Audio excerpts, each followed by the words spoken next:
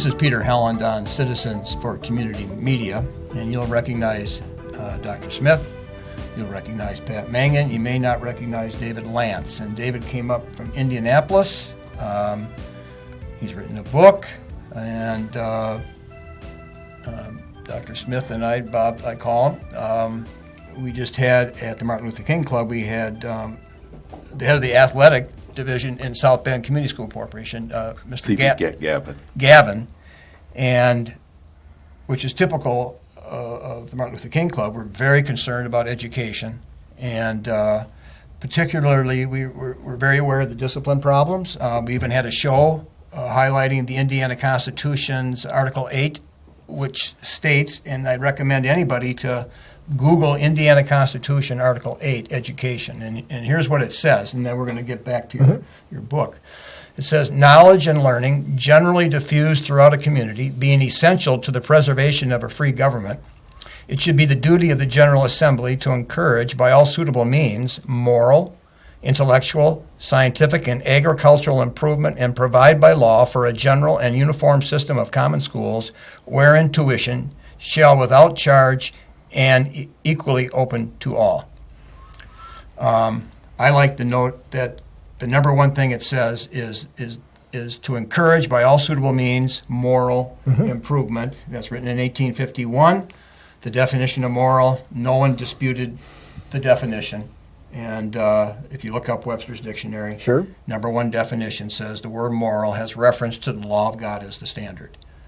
Everybody knew it back then. Today, that we live in a different world. Everybody has their own definition of moral. But you actually wrote a book, and before I mention that, let me just mention that I have met you before. A long time ago. And the quick history of that is, I know Pat from Notre Dame. We were in Campus Crusade for Christ together, and Pat from there was involved in the Christian Coalition, and that's where we intersected. Yes. And this you have continued to pursue, especially education. Those sorts of things, absolutely. Yeah, I was once upon a time the state director of the Indiana Christian Coalition, which was a part of a national organization. Okay. And now you are a teacher. Pretty much. That's what I do for my day job. I'm an adjunct college professor. I teach political science, economics, statistics, mostly for 4 different schools. Some of them are national based and some of them are just here in Indiana. Okay.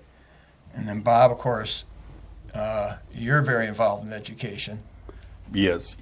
I'm the CEO and president of the Martin Luther King Senior Men's Club. We have a interest in South Bend having a strong educational system. I'm also part of the superintendent's task force to improve the schools, and that is a work in progress. As a matter of fact, the schools have had several task force over the last 20 years to improve the schools, and the one item that is staring everyone in the face, it is the discipline in the schools. And also Dr. Spells has recognized that the discipline starts in the home. So it's going to be difficult to do, but it's something that has to be done. Yes. Right, but the Constitution addresses that, and the assumption is, and Pat, you know the quotes, that a republic cannot thrive unless the people are moral, and schools are established in full knowledge of that, and so that they state their number one purpose, at least in the order, is moral improvement, encouragement. Right, and when we look at what is moral improvement, and you rightly pointed out that that's the law of God, particularly the Judeo-Christian ethic that brought forward a series of principles from the Old and New Testaments of the Scriptures, and we know that from the founders, 40% of everything they wrote were quotations from from the Old and New Testaments of the Bible. So we know what the idea for the constitutional republic called America was. It was the Old and New Testament of the Bible. So when we look at this, it's really important for us to understand, in order for us to have justice, we have three lenses. We have legality as one lens, we have morality as a second, and we have ethics as a third. And since ethics is simply the application of the chosen morality, it's important to understand what is the morality that our institutions are founded on. And the early Supreme Court said, they stopped short of saying we're a Christian nation. They said we are a nation that prefers Christianity. So there's no question that the Judeo-Christian ethic is the definition of the moral basis that we wanted to improve and instill. And we see it in George Washington in his farewell address, saying that reason and experience both forbid us to believe that there will be a national morality and exclusion of religious principle. And John Adams, the second president, went a lot further and said this Constitution was made only for a moral and religious people who have the ability to manage their own lives according to the Ten Commandments of God. It's completely inadequate for the governance of any other such people. So when we look at that, it's important to state that's what we're talking about. And when we get deeper into David's book and into this whole issue, one of the dangers is that if you reject Judeo-Christian morality and you take that lens out, then you automatically disqualify ethics as a lens, because that's simply the application of the morality. So when you take those two lenses away, you take morality and ethics away, we come back to a justice system that's built on only legality. We know legality is what put Jesus on the cross. So that's why it's so critical, and it's why the charter from the state towards public education is moral improvement. It's the foundation of society. You know, John Adams really said, if you don't have that ability to understand and take on the Ten Commandments of the Scripture as a foundation of a national morality, this Constitution is not going to govern you well, and it's not going to serve you well. Can we, before this hour is out, because I wanted to shoot this, you're very tight with the Alliance for Defending Freedom. Yes. And we'll get back to that. I don't want to, but if that's what I'm paying property tax for, I'm paying property tax, because usually probably half your property tax goes to schools. Yes. Right. And the purpose of 54% of funding for education comes that way, yeah. And if the stated purpose from the Constitution of Indiana is to encourage moral improvement, and they're not even trying to, isn't there a possibility of a lawsuit? I don't know why they don't go there.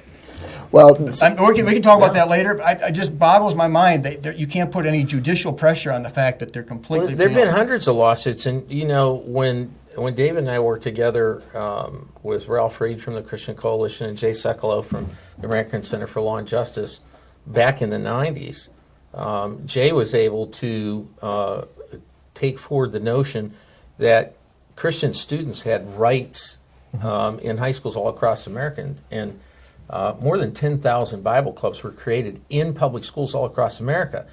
Now, that was from the grassroots. That was from parents and students up. They were embracing the charter more than the educators were. And we know that there have been steps in the past to try to divorce education from morality, from its actual charter. And I know, David, you were quoting a book this morning, and that was very telling about that process away from it. Very much. The progressives, John Dewey, I sometimes have to tell people it's John Dewey. It's the same guy that did the Dewey Decimal System. We tend not to think about that, but he was one of the main leaders of the progressive movement. And one of his students wrote a dissertation. Dewey was the chairman of the dissertation committee. It became a book called Molders of the American Mind. It was published in 1933. Depths of the Depression. 3 printings. And so, two things that he said in that book. First, we'll never make any progress in America unless we get rid of the mythology and this sentimental attachment to the character of Jesus.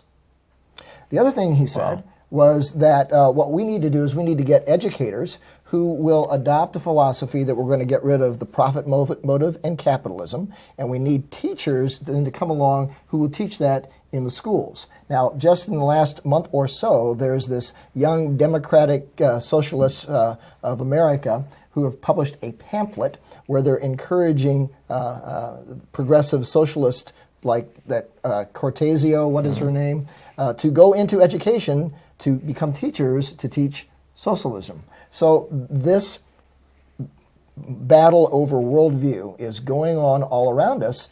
Most people, conservatives, Christians, really have no clue about what's going on. And so that's one of the reasons why I wrote my book, The Unraveling of We the People. Yeah. Well, they had well, Pat knows because they fired me for having a Bible in the classroom. And I called Pat and I said, what should I do? And he said, well, have them put it in writing, which they did. But I did a lot of research on that, and buried at Notre Dame was, some people call it the greatest Catholic thinker of the 19th century, Orestes A. Bronson. He's buried below the Basilica.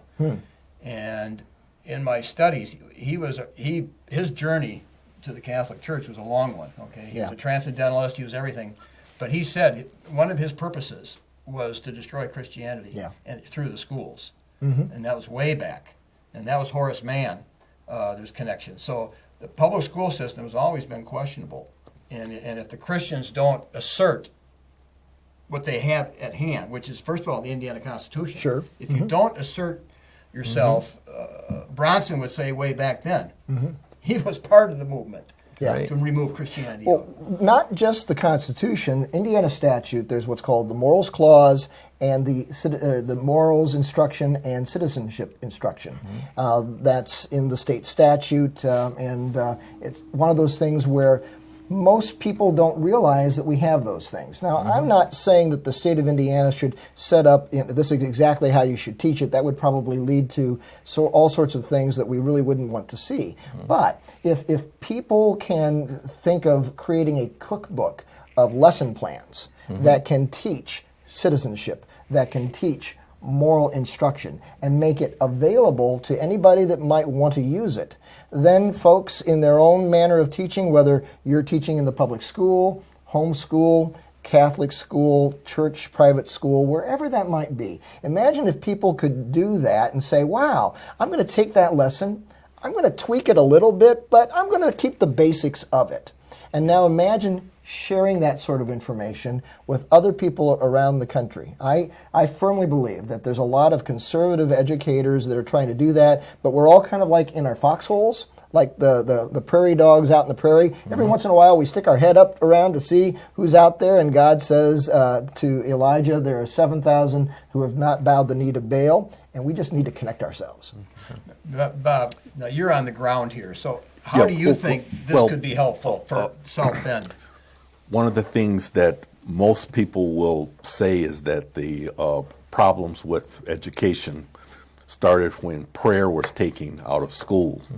But if you look at the overall concept, there were people wanting to take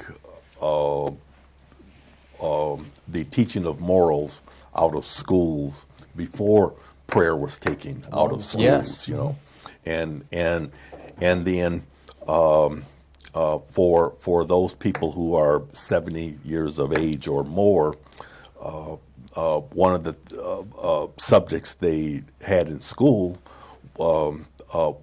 they learned of morals. They learned of citizenship.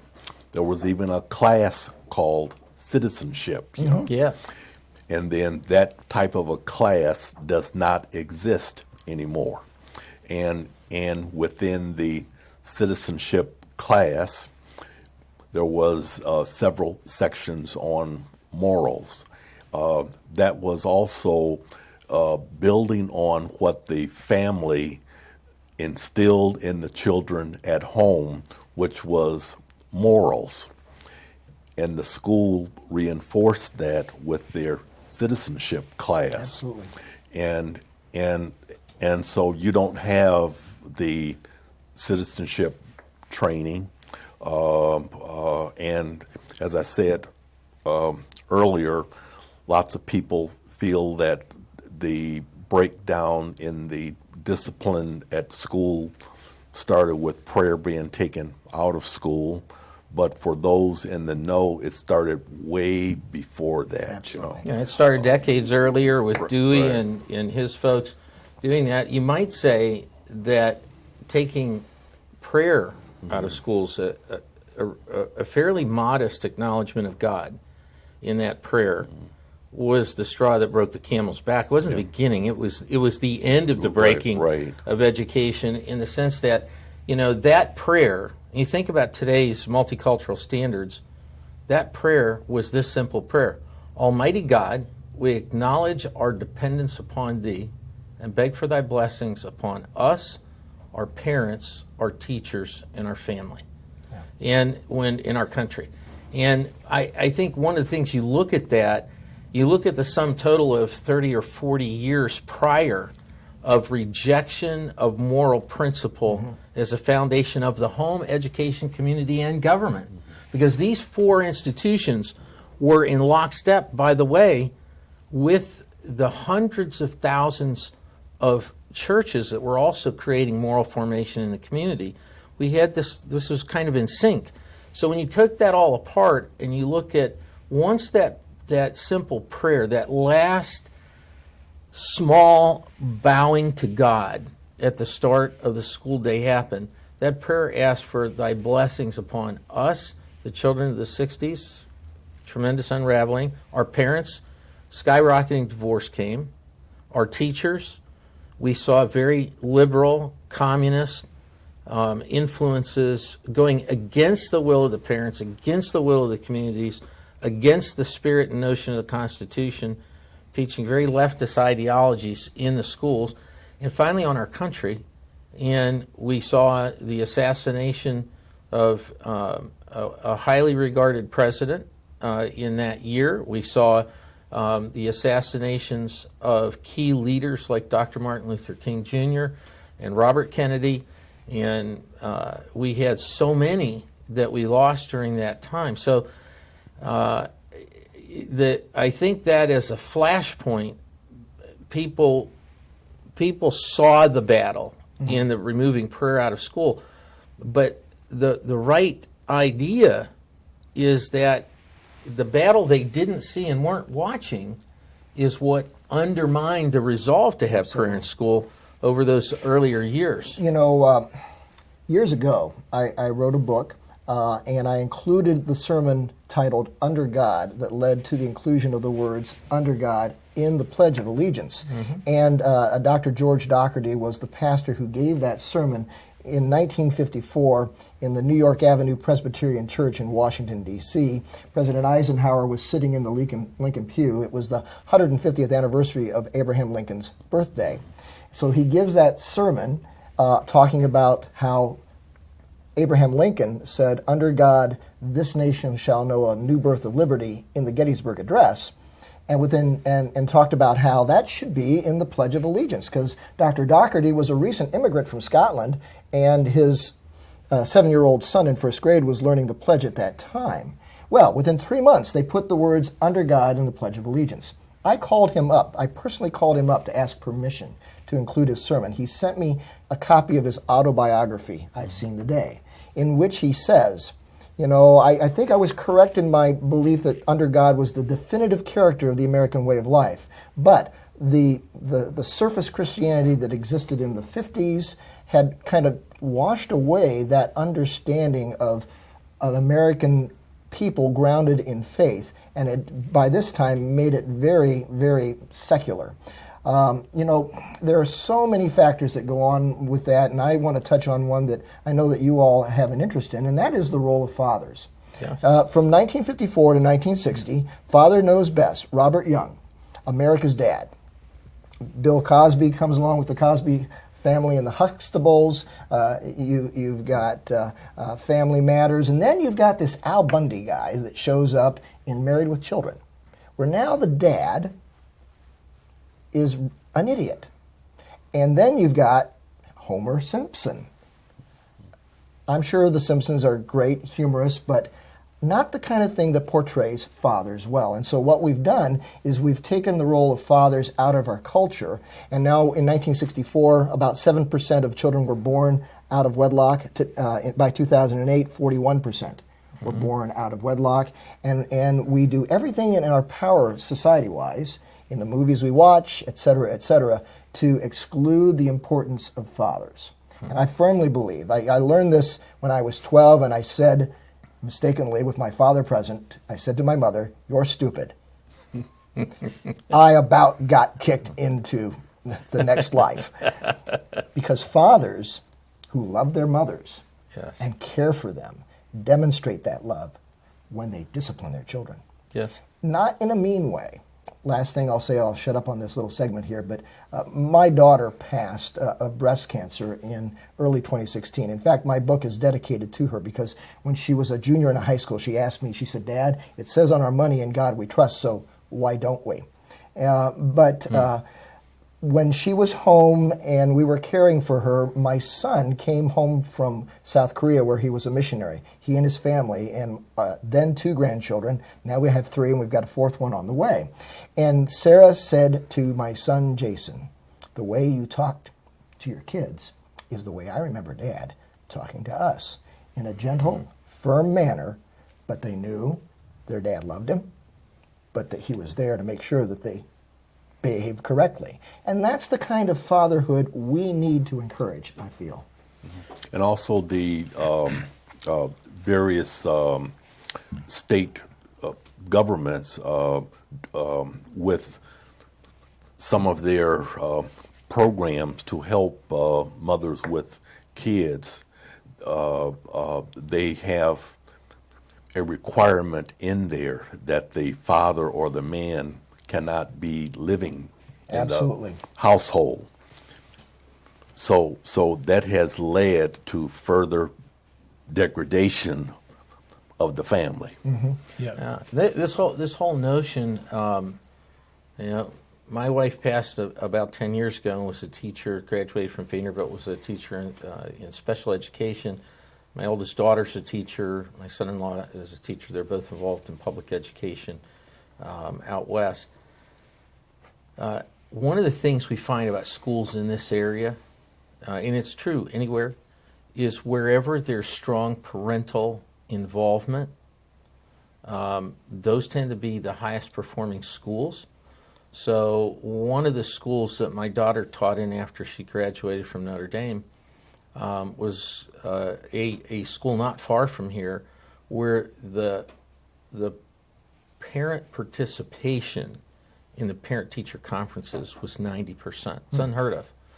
And it was a key to that success. And I think, one of the challenges we had, one of the reasons that I ran candidates a number of years ago in the first elected school board in South Bend to try to build a consensus around where to go next in South Bend in education was because we believed that we need to connect parents and teachers as part of the same equation.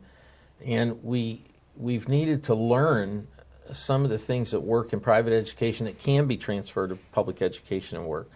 And we've also needed to have, instead of an ideological impasse between parents who will have a question about the curriculum and a teacher who's taught by their association, to shut that parent down because they want to teach this leftist ideology and the parents don't want it.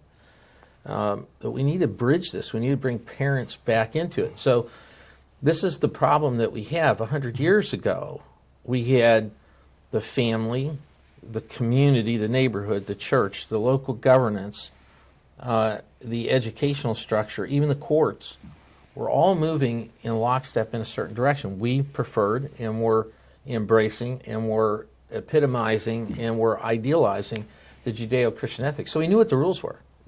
This is the rules. You either measure to that or you don't. And so we were all working together.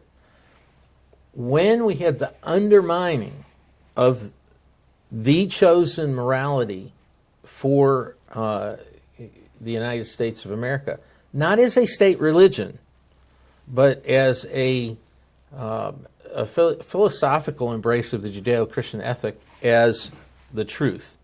When we had that, we were moving in the same direction. When we start taking that apart now, we have rival factions.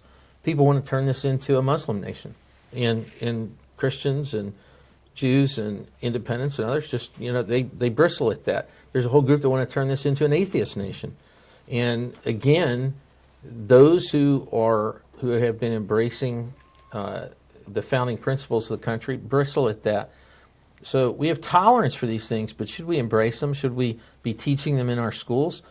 That's the war between multiculturalism and a true adherence to the core principles that founded the nation. And I think it's part of what David addresses in his book, The Unraveling of We the People, because the more that we take apart the ties that bind us back through the Old and New Testaments of the Scriptures, back through what we were given as a foundation document in the Constitution and all the state constitutions as well, is part of the problem we have. So it begs the idea now that we have a government that is based on the will of the people, and that will of the people is most directly expressed by how they vote, and we have very low voting percentages even in the most contested elections. So this absence that Robert talked about in the citizenship class that's gone, no one would ever have thought 100 years ago to say, oh, I just don't like the debate, so I'm going to tune it out. I'm not going to vote. It doesn't matter who you vote for. But this is a common ideal, and I think that's one of the symptoms that's here, is if you believe that, that's basically extremely cynical. It does matter. Elections matter, votes matter, candidates matter, positions matter, and what you believe is morality matters. If I may tag off of this, I brought with me 3 twist ties, a red, a blue, and a white one. Now, I'm 50% of an interracial marriage.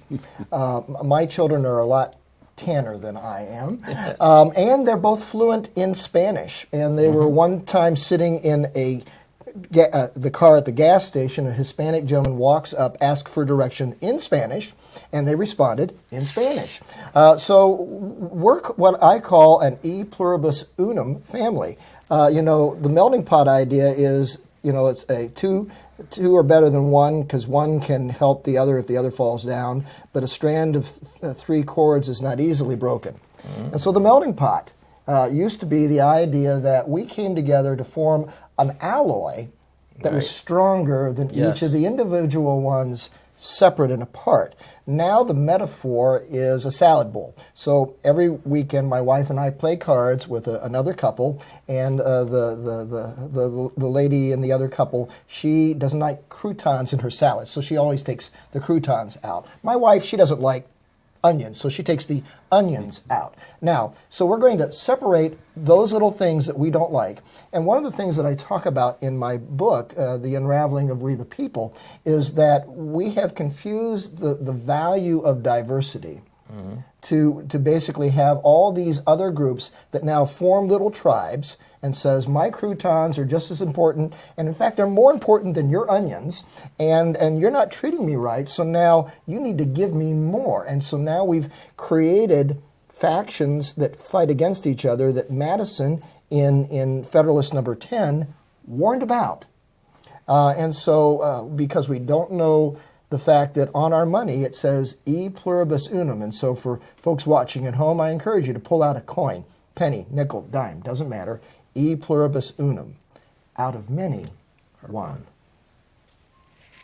And then zeroing this back to the idea of father, and we know that like 42% are born out of wedlock, and it's probably higher here in South Bend, which means, in the sense, there is no father, in the sense that we knew fathers.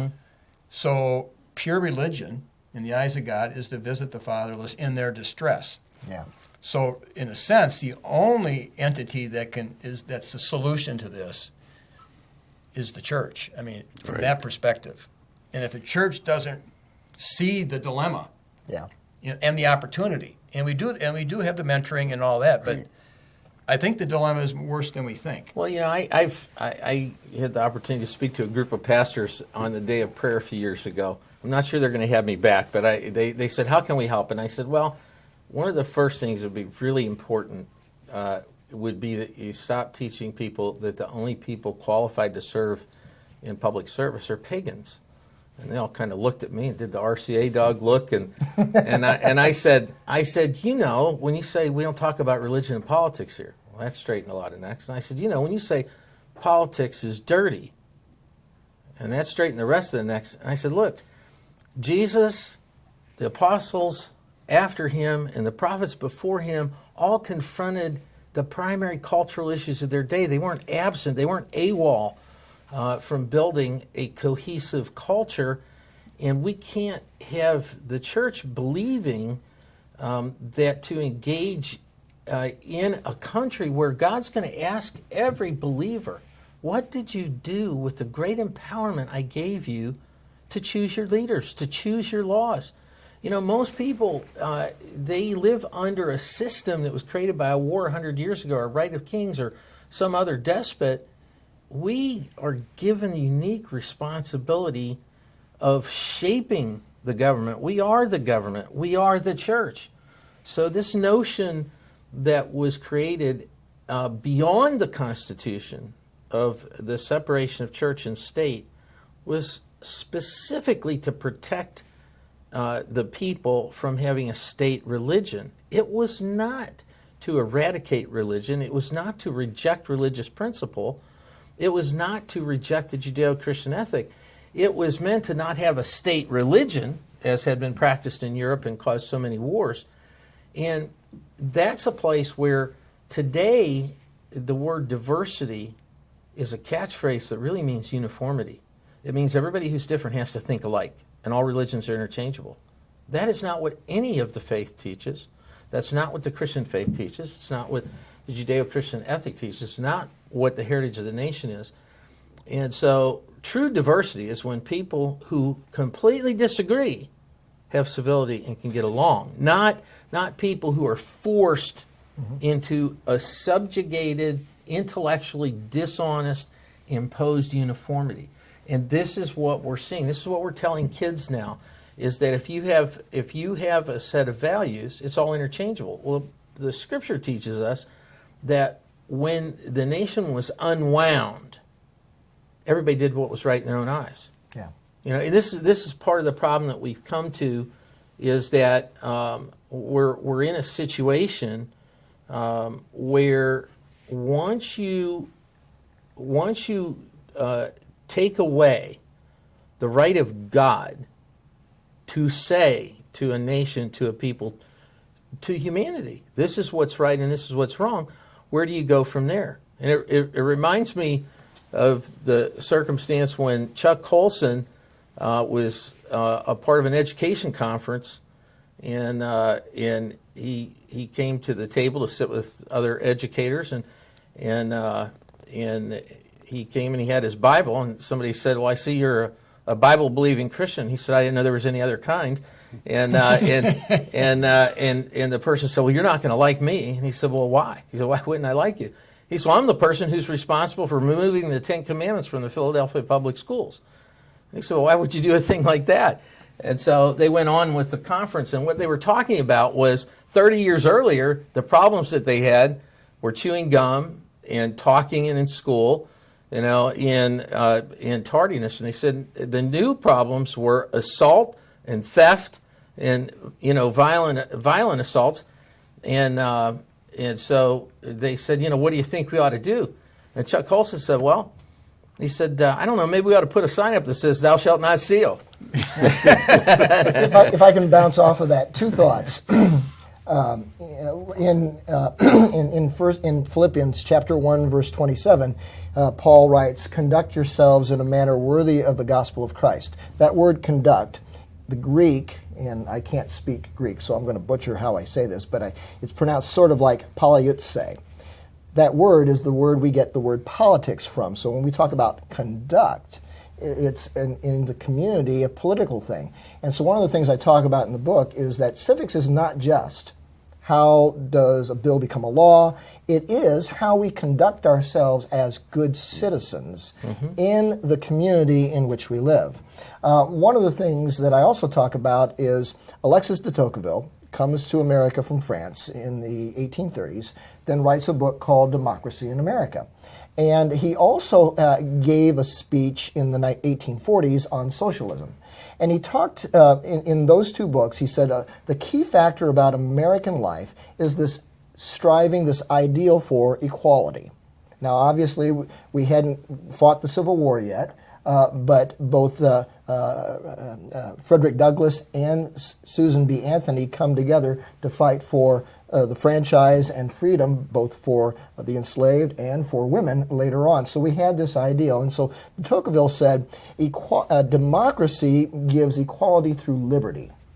Socialism gives equality through constraint and fiat, by taking people down. And he also said that to avoid some of the excesses of democracy, religious faith is necessary to give people that moral understanding, because, Locke comes along in the 1600s and says, I believe that governments are formed by the consent of the people so that we can have safety from invaders. Today we have a fire department. They probably didn't have that back then, those sorts of things. But if we're going to have liberty with limited government, we need the Bible, or we need faith to control the raging factors in our individual lives.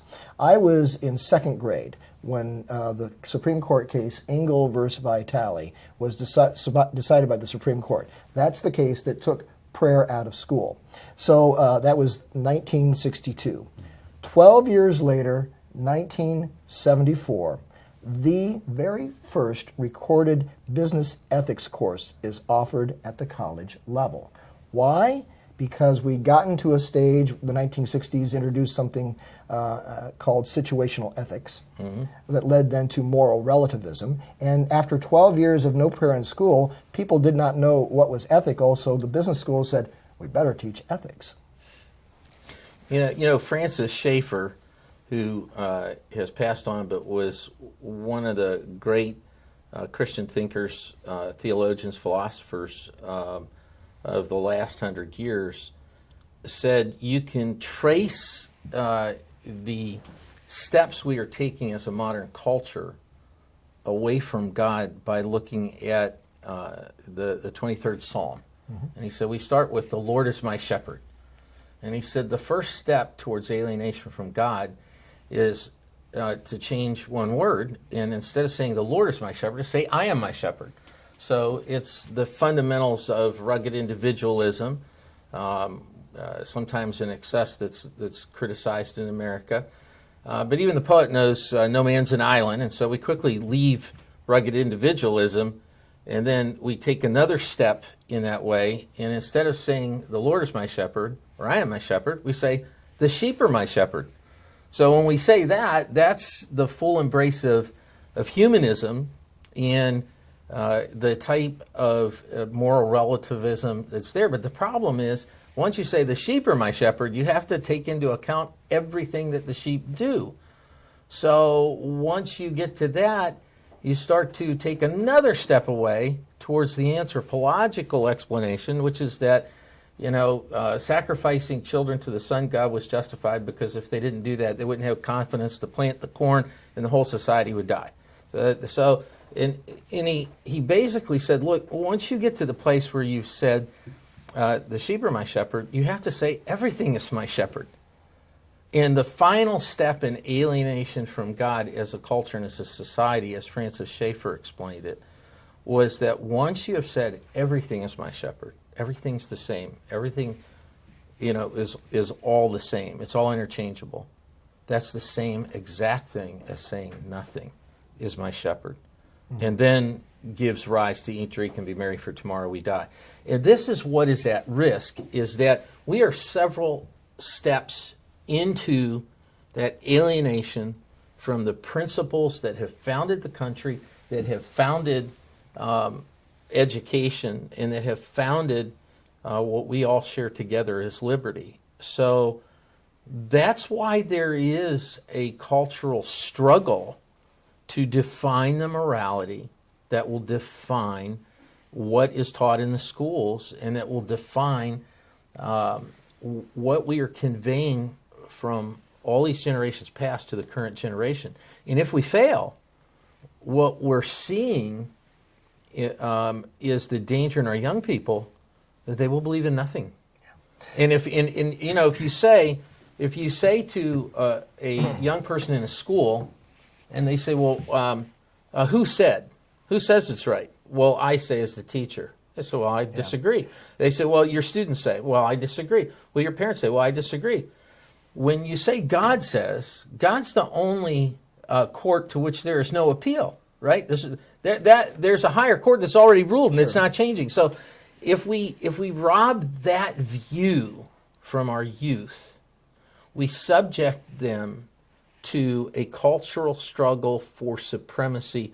Whoever is the loudest, whoever's the most aggressive, whoever's the most violent, whoever is the most manipulative wins. And that's what we've left the discussion to. Do you remember, now we're all older, and what settled things on the playground or out and about?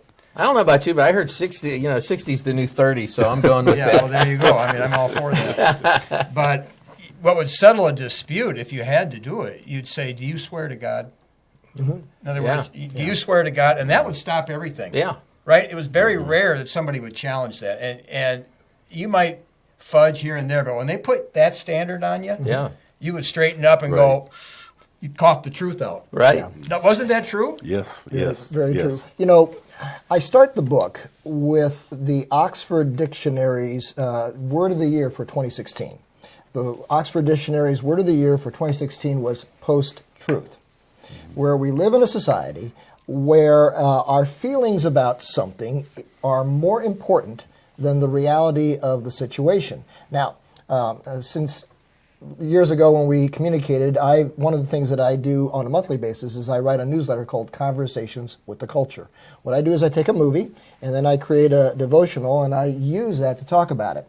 So for our younger millennial folks out there, if you've seen the movie The Incredibles, so there's this, the bad guy, he wants to give everybody superpowers because as he says, when everybody's special, no one is. Right. When everything's the truth, nothing's the truth. And so thinking in terms of simple ways to communicate that, if for the listening audience, if you would use a hashtag in a browser, hashtag undo the unraveling. Hashtag undo the unraveling, all one word, no spaces, no capital letters. It'll show you some videos that I've created, 3 minutes each. You guys have read or heard of the book Animal Farm? Oh, yeah. Well, in 1954, there was a cartoon version of that made. So what I've done is I've created what I call barnyard conversations, where we've got the animals of Animal Farm talking about these various concepts that we've been talking about today. So I quote from de Tocqueville. In fact, C.S. Lewis wrote the Screwtape Letters. Many people have read that, but many people have not read something he wrote about 15 years later called Screwtape Proposes a Toast, in which Screwtape, addressing a graduating class of young demons, says the best way to go after people is to go through the schools of education and get them to tell their human subjects, I'm as good as you. Because as soon as I'm as good as you, you can't be better than me. Because we all have to be equal. And so using those sorts of things wrapped into, what I feel is at least a humorous conversation with animals, talking about taxing cow farts and other things of that nature. And, the goose that lays the golden egg, that's not fair. We should learn how to be able to lay a golden egg if we're a chicken. And we need to pass a law that gives us that power somehow. And so what I believe we in the baby boom generation have done is we've given the education of children over to somebody else. Forgetting that, we need to use what I'll call the iron of the culture. King David spends 18 months in the wilderness of Zin with the Philistines, and he comes back with the ability to make iron because the Philistines were an Iron Age technology, and the Hebrews were not. So you guys have set up this video studio here, and you're using modern technology, but many people, if I borrow this, with this and a little bit of ingenuity, can create all sorts of educational content. I talk about that in my book. So we're at a time where in the culture, in education, we have to remember the things that bind us together and made us one people. And one of the things that's important for us to do is to come to a place where our young people believe in equal opportunity, but not equal outcomes. The outcome is dependent on what you put into it, and that there's a merit-based outcome. Mm-hmm. There's a fair starting point for everyone, but there's a merit-based outcome, which is fundamentally a kingdom principle. It's a Jesus principle. You could say it's a capitalist principle. Those who are faithful with little will be faithful with much more. And we can see that there's an accountability to take what we have wherever we start and produce more with that. And honestly, everybody in America, from the strongest to the weakest, from the richest to the poorest, is so much better off than probably 80% of the rest of the world, that we are all a people to whom much is given, much shall be required. So I really appreciate the work that you've done, David, with the book, and also this need for every person of faith to engage values in society, in the neighborhood, and in the schools. Dave, what are some things that just come to your mind that we can do here locally? Mm-hmm. You know, we got South Bend, we got Superintendent Spells. He's a new superintendent, and he's trying. He's working, right, like they all do, sure, to try to improve the school. Mm-hmm. And discipline is, they never want to mention that discipline is the main problem, but sure, more and more people have to admit it is the main problem. And Webster himself used to define education close to the word discipline. Yes. Okay, so are there anything that comes to mind that we can do here locally? A really simple thing. My church on the south side of Indianapolis, and the south side of Indianapolis, about a third of the students have English as a second language. We have something like 71 different languages being spoken on my side of Indianapolis. Imagine that. And so there's a large, what's called a Chin population. They come from Miramar. These are persecuted Christians who have come from Miramar. And so they are basically causing the growth in the school system where I live. What our church has done is we've gone to the nearby elementary school and said, we'd like to partner with you. How can we help? Well, they need markers, they need scissors, they need all those various things. And once a month, we have breakfast for the staff. And so that's just something that we're doing. We're trying to love on these people, and the staff and the families that interact are so appreciative of that. We're not trying to be in their face preaching the gospel of Christ. We're trying to be the hands and feet of Christ and live out our faith in loving, giving them. I have a friend that says, if you're hungry, Jesus is going to come to you with a loaf of bread first before giving you a sermon. Mm-hmm. And that's what Christians need to do. We need to learn how to do that. So that's one thing I would encourage pastors to say, how can I partner with the local church in my community, maybe for tutoring, things of that nature. A lot of churches have computer banks. Our church does. And you can begin to use those things in your community. Do you mean partner with the local school? Yes. Mm-hmm. Yeah, okay. Just go and say, how can we help? What do you think? That's good. In South Bend, you only have a handful of churches that have gone out to schools. The majority of your large churches, you could classify them as typical classical churches. They believe that the local population needs to come to them. Right. They would rather pray for the problems, not actually go out and try to affect a change on the problem. And that's a condemnation of the Christian community, isn't it? Right, and as you said, if you were hungry, Christ would come with a loaf of bread first. He would then give a sermon. And the local churches in South Bend have to learn to implement the principles that their pastor speaks on, such that they can become more useful and effective in our local community here. And so now there are a handful of churches, and by a handful I mean less than 4. The problems you just described are the same problems that William Wilberforce saw in the Christian community in England. Same exact problem. And I think that there's 2 or 3 things that need to be said about this. One is that there are a handful of churches. I know one of the largest churches in town I'm affiliated with goes into the community, spends time in Rose Circle, and engages the community, engages in 5-star, and engages other things that are directly impacting. And it's really important to do that. I think one of the things that's important is for us to understand as believers that that to use a game metaphor, since we're back into football season, I'll just say this: church is the pep rally. It's not the game. The game is what goes on in between the pep rallies. Yes. And the pep rallies are there for the body of Christ to be spurred on to do good works and to go out. And part of those good works are engaging the culture, which is engaging education, engaging politics. Politics, by the way, no matter how rambunctious it gets, it's still the way that we peacefully transfer power. The alternative is war. So, let's not get hung up. Let's let people say what they need to say and get it out there. Yeah. Let's not criminalize and demonize everybody for disagreeing or for what they say. And let's not stick our head in the sand. Let's get up and engage.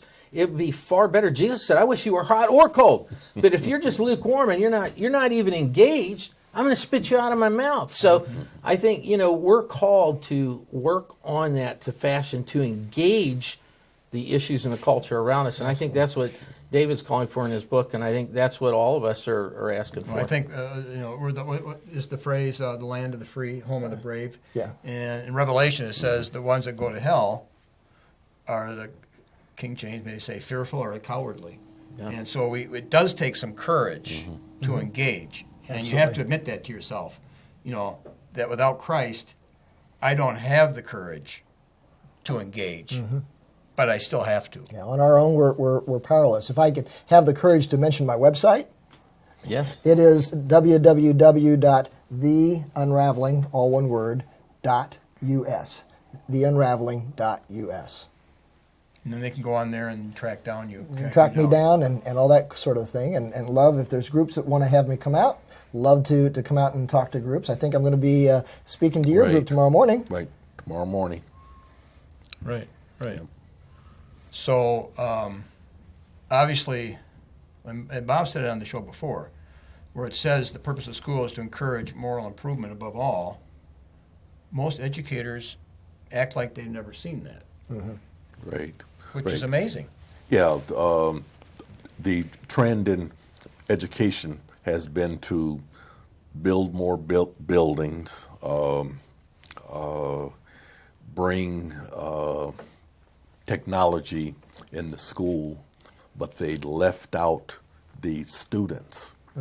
What are they doing to improve the students? What are they doing to improve the student, the student parent, just relationship? That's been left out. Now it's coming back to bite the schools. Yeah, we can't teach ethics in exclusion of morality. And we cannot have, Washington told us, we cannot expect to have a national morality in exclusion of religious principle. It's that simple. In fact, he said that our policies, our national policy is based on the pure and immutable principles of private morality. And when we get away from private morality, as somebody said, the last phrase of the book of Judges For those who've been walked through the Bible, every man did that which was right in his own eyes, and there was no king in Israel. Right. Right, and we're up to a tough battle because on one hand, the reason children are dragged out of school, out of bed to go to school, is for moral improvement. But when they get there, they discover it's almost illegal to implement moral improvement. Yeah, can't talk about it. Right, so we have to encourage it strongly, and the show's over. And this is Pat Manga, David Lance, Bob Smith, Peter Helland on Citizens for Community Media.